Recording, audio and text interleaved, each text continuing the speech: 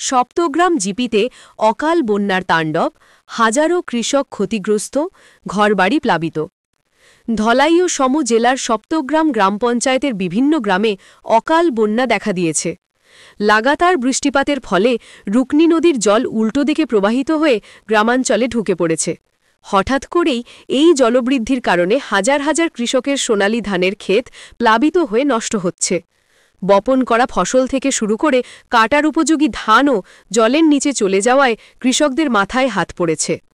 কেবল কৃষিজমিই নয়, গ্রামাঞ্চলের বহু মানুষের ঘরবাড়িও জলের তলে তলিয়ে গেছে। রান্নাঘর থেকে বসতঘর সবখানে ঢুকে পড়েছে নদীর উচ্ছ্বসিত স্রোত। অনেকে গবাদি পশু, ঘরোয়া আসবাবপত্র এবং বছরের সঞ্চয় হারিয়ে হতাশার মধ্যে দিন কাটাচ্ছেন। পরিস্থিতি এতটাই ভয়াবহ যে সাধারণ মানুষ ঘরছাড়া হয়ে উঁচু স্থানে আশ্রয় নিতে বাধ্য হচ্ছেন। স্থানীয় বাসিন্দাদের অভিযোগ, হঠাৎই অকাল বন্যার জন্য যথাযথ প্রস্তুতি ছিল না। গ্রামের পর গ্রামের মানুষ এখন বিপাকে পড়েছেন। ক্ষয়ক্ষতির সঠিক হিসাব এখনও পাওয়া যায়নি, তবে অনুমান করা হচ্ছে কৃষিক্ষেত্র ও বসতভিটায় কোটি টাকার ক্ষতি হয়েছে। স্থানীয় প্রশাসন এবং পঞ্চায়েত কর্তৃপক্ষ ইতিমধ্যেই পরিস্থিতি পর্যবেক্ষণ করছেন।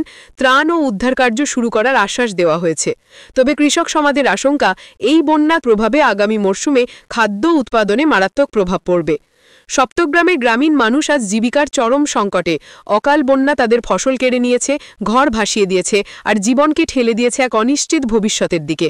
অনলাইন কাছাড় টিভি চ্যানেল ইউটিউবে দেখে থাকলে সাবস্ক্রাইব করুন এবং ফেসবুকে দেখলে পেজটি ফলো করে ভিডিওটি শেয়ার করে দিন। ধন্যবাদ।